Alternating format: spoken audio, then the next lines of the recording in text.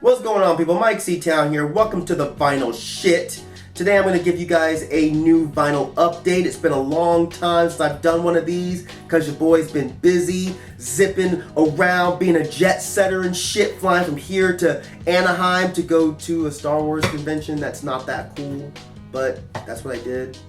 I also went to Amoeba while I was out there, so expect another guerrilla style what's in my bag video very soon. Okay, so let's jump into what I have now, though. Let's talk about what I got now, though.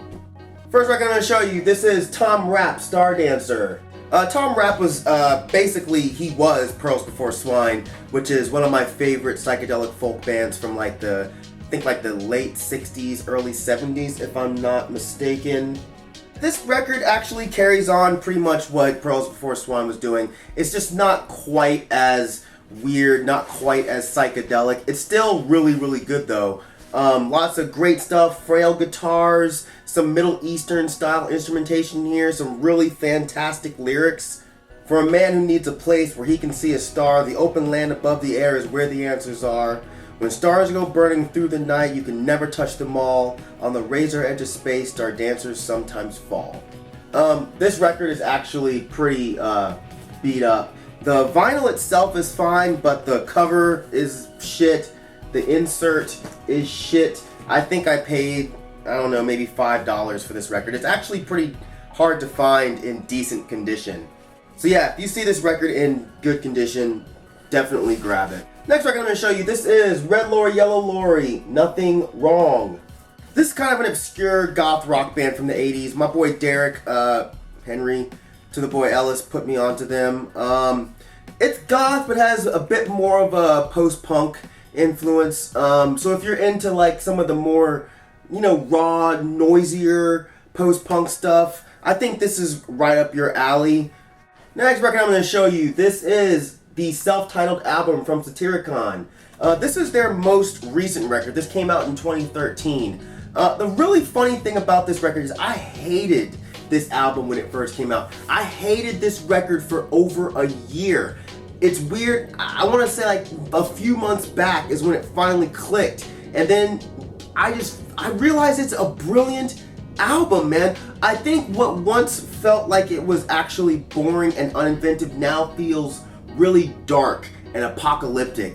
There's not a lot going on this record, but it's really well done, the songs, and they're really interesting, and it really gives this crazy dark end of the world feel when you listen to this. They abandoned the faster black metal stuff that they did way in the beginning, and then they kind of left alone the more black metal mixed with rock and roll style they had on the last couple of albums. And this is just completely different than anything they've done. This one's just more brooding and dark. But this is a really nice gatefold. Front cover, back cover, the inside. I hope you can see all that. Each record has a fucking really cool insert there. Very metal. So if you're in the mood for a different style of black metal, something that's not just a whole bunch of tremolo picking and blast beats and just screaming about Satan, then you should definitely pick this up because I actually really think this is an awesome record. Next record I'm going to show you, this is Slidhr, Rebirth of Nefast. I'm not sure if I'm pronouncing Slidhr wrong, but I'm going to call him Slidhr because I don't know how to pronounce it. Slidhr. This is a really, really cool record. I got into this for the Slidhr side mostly because I really like them. Pretty good atmospheric black metal from Ireland, not super necro, not super clean, just kind of like that nice middle ground, really well done songs. But the Rebirth of Nefast, they actually really surprised me. They're a really cool, it's not really they, it's a he, it's one guy, it's a one-man black metal project. A bit uglier than Slidhr. They play really raw, but not too ugly stuff. For me, he plays black metal the way it's supposed to be played. Just really straightforward. Really good stuff. Unfortunately, this is the only thing that this guy did aside from a demo that was put out before this. But yeah, it's a nice gatefold here. Front cover, back cover,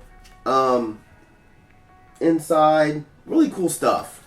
Next record I'm going to show you, this is another Slidhr record. This is Deluge. This is their one and only full length so far. Not quite as good as their other stuff, but still fucking awesome. I still think their demo might be the best thing that they've done so far, but this music's just, it's not quite as raw or ugly as the other stuff. It's a bit cleaner. There's more of a focus on actual like instrumentation and songwriting on this one, as opposed to just playing really straightforward black metal. But sometimes, I don't know, sometimes I just like the feeling I get more than the intense playing. So that's why I kind of enjoy their older stuff a little bit more than this record. But the vocals are also a little bit different. They're more yelled than they are screamed. They're kind of like almost what Megwa does, you know, the kind of as opposed to But this record, it's a bit more diverse than your average black metal record, which is also really cool. Not all the songs sound the same, but yeah, it's a nice layout here. Hell's Headbangers had kind of like a split release deal with this album, but they did a really good job with this, I think. Really cool insert here. Good stuff, man. I hope these guys put out something else relatively soon. They're a real good band. Next record I'm going to show y'all. This is Tsjuder, Desert Northern Hell. This is a fantastic black metal record. Really straightforward, but really well done. I feel like if you like Marduk or 1349 or like Dark Funeral, then you'll probably really enjoy these guys as well. But I think they're total legends, man. They've been doing this shit since the mid-90s. But this is probably my actual favorite record by them. And it's a nice layout here, nice gatefold, front cover, back cover, inside here. This actually also came with a DVD because it's like the 3 sides are actual recorded material, then there's like some live stuff. And I actually haven't watched the DVD yet, but I'm sure it's cool. I don't know that I really care that much about watching like live black metal performances. They seem to be cool for about 10 minutes, and then it's just like, alright, yeah, I'm kind of good on this. Alright, finally a break from metal, huh? Fucking total Hesher video so far. Next one I'm going to show you, this is the Weakerthans Reconstruction site. This is John from Propagandhi, and the funny thing about this is he started this band after he quit Propagandhi. I was one of the biggest Propagandhi fans, and I knew nothing about this record until last year. I knew nothing about this band until last year. And when I finally found out about them, I was just like, holy shit, what the fuck is wrong with me? Where have I been? How come no one told me about this? But this is fucking fantastic stuff. It's more in the vein of like emo-ish indie rock as opposed to like punk rock. Kind of more of a rockin' Mineral or Jimmy Eat World, if that's kind of up your alley. But amazing music, even better lyrics. Not quite Propagandhi, because Propagandhi is absolutely legendary. But yeah, this is good stuff. One of my favorite songs on here now, of course, is Plea from a Cat Named Virtue. And I think that was the first song I heard by them. It's all about him singing to his cat named Virtue, which you guys all know I'm a crazy cat guy, so this totally touches my heartstrings.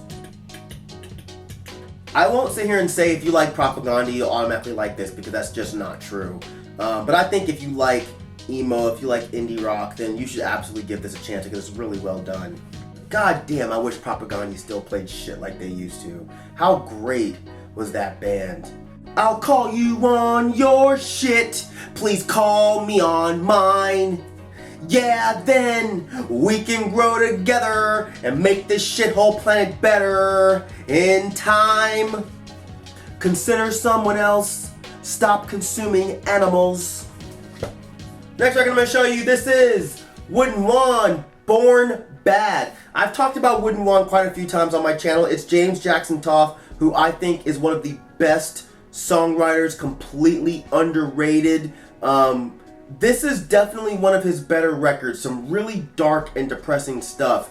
I'm not exactly sure what happened, but according to a few things I read, this was done after he had gone through some really, really dark times in his life. But hey, you know, sometimes the darkest times in your life is when you create the best art, and that's definitely the case for this record. It really worked well for his music. This is limited to 500 copies, but I'm sure you can still get this at a decent price. I think last time I was peeking around on Amazon, or not Amazon, Discogs, I saw a copy for like 15 bucks, but trust me, it's absolutely worth it. I don't know if they're all on this really, really cool vinyl color, but if they're not, you fucked up. This is actually really neat. It's like a, you can't tell, it's like a lavender-ish marble color. Really, really cool. Oh shit. Now this is actually pretty cool. The next record I'm going to show you, this is Wooden Wand Archives Volume 3.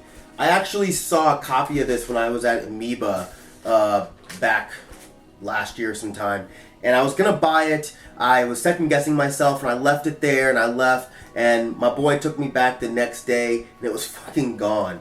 But this is pretty hard to come by in actual good condition. This is limited to, I think, 300 copies, 100 of each version, but I'm not exactly sure what the other versions are. I have the black vinyl version, but I haven't listened to all of this yet because it's so much fucking music. It's 6 records worth of James Jackson Toth, and it supposedly spans his entire career from when he was 15 years old up until whenever this was released. So there's stuff that's like the more rockin' Wooden Wand-ish type stuff, and then there's stuff that's totally stripped down Wooden Wand stuff. But this is absolutely fantastic. At least what I've heard so far is absolutely fantastic. But this is such a cool box. Solid wood. Each one comes with its own sleeve.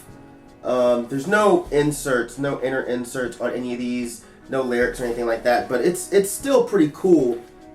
And it smells lovely. If you can find this, I would definitely suggest grabbing this if you're into Wooden Wand. I don't think if you've never heard them, I wouldn't suggest you jumping into this kind of a dedicated purchase. Alright, that's it for this edition of the Vinyl Shit. As usual, thank you for living, thank you for loving, thank you for being you, and I'll see you guys next time. Alright? Peace, bitches.